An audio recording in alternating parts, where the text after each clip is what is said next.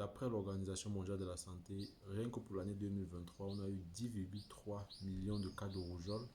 Cette augmentation, d'après l'OMS et le Centre for Disease Control, cette augmentation est due à la baisse de la couverture vaccinale dans plusieurs pays du monde entier. Donc, les amis, aujourd'hui, on parle de rougeole.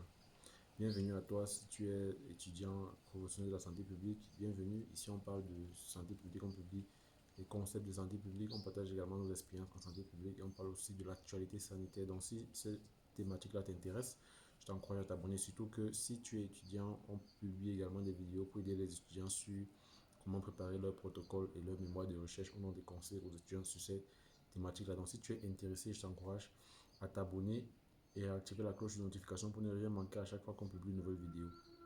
Alors, aujourd'hui, on parle effectivement de rougeole parce que d'après l'Organisation mondiale de la santé, il y a vraiment c'est un problème qui est revenu d'actualité. Vous savez, la rougeole, beaucoup d'entre nous, on a eu le vaccin, on a reçu le vaccin dans notre enfance pour essayer de se protéger contre la rougeole. Mais aujourd'hui, en 2024, malgré tous les efforts qui ont été mis en place, il y a eu une augmentation, il y a eu une résurgence, il y a plusieurs cas. En 2023 seulement, on a vu 10,3 millions de cas de rougeole dans le monde entier. Et ce qui peut s'expliquer par la faible couverture vaccinale, telle que précise l'Organisation mondiale de la santé.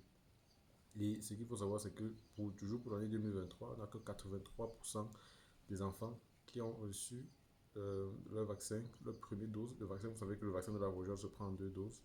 Donc, il y a 83% qui ont reçu la première dose. Et parmi ces 83%, il n'y a que 74% qui ont reçu la deuxième dose. Vous voyez donc il y a une faible... voilà, même ceux qui reçoivent le vaccin, il y a ceux qui reçoivent le vaccin ne reçoivent pas le vaccin de manière assez complète. Donc, ce qui pourrait expliquer en partie la raison pour laquelle on a cette résurgence du nombre de cas de rougeole.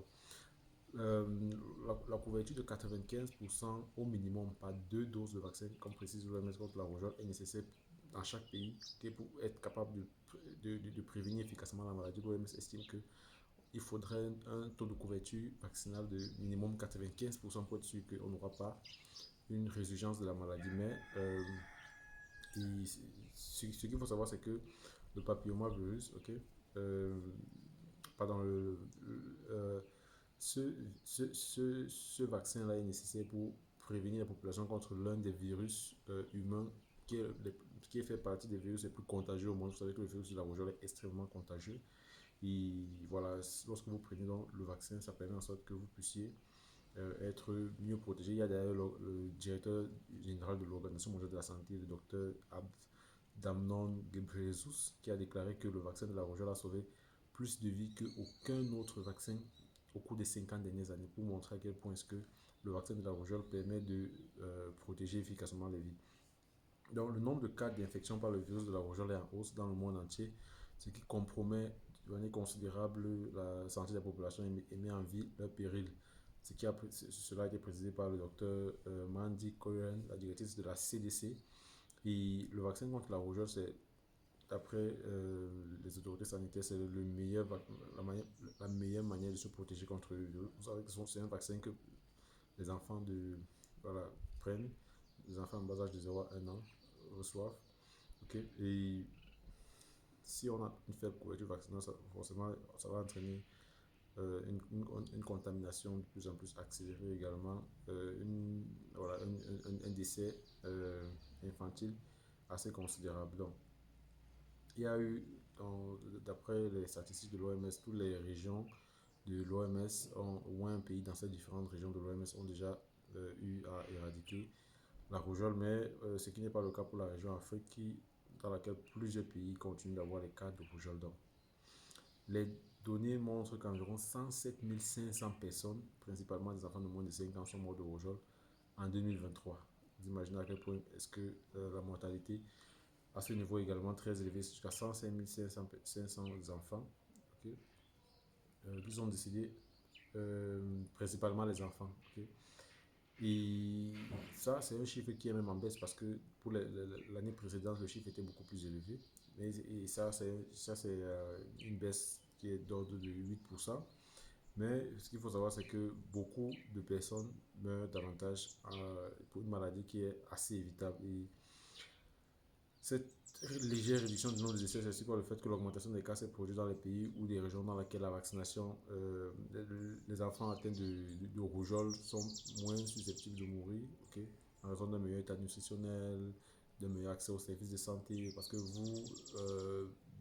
vous augmentez votre chance de décéder lorsque, en plus du fait de ne pas avoir reçu le vaccin de la rougeole, en plus du fait d'être infecté contre la rougeole, vous avez un état nutritionnel euh, défavorable. Okay, vous n'avez pas accès aux services de santé de manière optimale. Okay? Donc, ce qu'il faut savoir également, c'est que lorsque ceux qui sont infectés par la rougeole, lorsque les enfants survivent, okay, lorsqu'ils parviennent à avoir la rougeole et être soignés, la maladie peut également entraîner des lésions, c'est-à-dire que vous pouvez avoir des séquelles sur vous toute votre vie. Donc, vous avez par exemple des risques de complications graves de la maladie, par exemple la cécité, okay, la pneumonie, l'encéphalite, qui est une infection qui provoque une inflammation au niveau du cerveau, et des, des, des lésions cérébrales qui peuvent être graves. Donc ça, ce sont voilà, des conséquences du fait d'avoir été infecté par la rougeole. Même si vous survivez, vous pouvez garder les traces de ça tout au long de votre vie. Donc, ce qu'il faut savoir, c'est que en ce qui concerne le Cameroun également a enregistré des cas de rougeole, mais lorsque vous regardez le site du Centre des opérations d'urgence de santé publique, le dernier rapport CITREP date de voilà, début novembre, début janvier 2024, dans laquelle on fait allusion de 4 régions, de 8 districts qui ont été en épidémie de rougeole, dans 5 régions, notamment l'Adamawa, l'extrême nord, le littoral, le nord et l'ouest. Okay? Et il n'y a pas eu de districts qui sont entrés en épidémie d'après ce rapport qui date déjà du 14 janvier 2024. Mais c'est des situations lorsqu'elles ont touché déjà quelques pays dans le monde, on peut s'attendre à ce cas en Afrique. Il y a également de nouveaux cas qui arrivent. Donc voilà, l'OMS attire l'attention sur la résurgence des cas de rougeole dans le monde. Ok, il faut faire attention. Il faut, euh, il faut s'assurer que les différents systèmes de vaccination, que la vaccination soit assez bien mise en place, que la couverture vaccinale soit de plus en plus grande pour inclure toutes les personnes. Donc, beaucoup de courage aux collègues qui travaillent dans les services de vaccination, qui sont confrontés aux différentes problématiques liées à la vaccination. C'est pas très évident lorsque vous devez vous assurer de vacciner au moins 95%, assurer une couverture vaccinale de 95%, okay, lorsqu'on sait tous les défis auxquels fait face la vaccination actuellement, okay, que ce soit les défis liés à la mésinformation, la désinformation, l'hésitation vaccinale et autres. Voilà, donc c'est ce que je voulais partager avec vous. Aujourd'hui, on parlait de vaccination. Dites-moi ce que vous en pensez. Quelle est la situation de la vaccination contre la rougeole dans votre pays? Quels sont les chiffres? N'hésitez pas à partager cela en commentaire. Nous, on se revoit pour une prochaine vidéo. Santé, vidéo.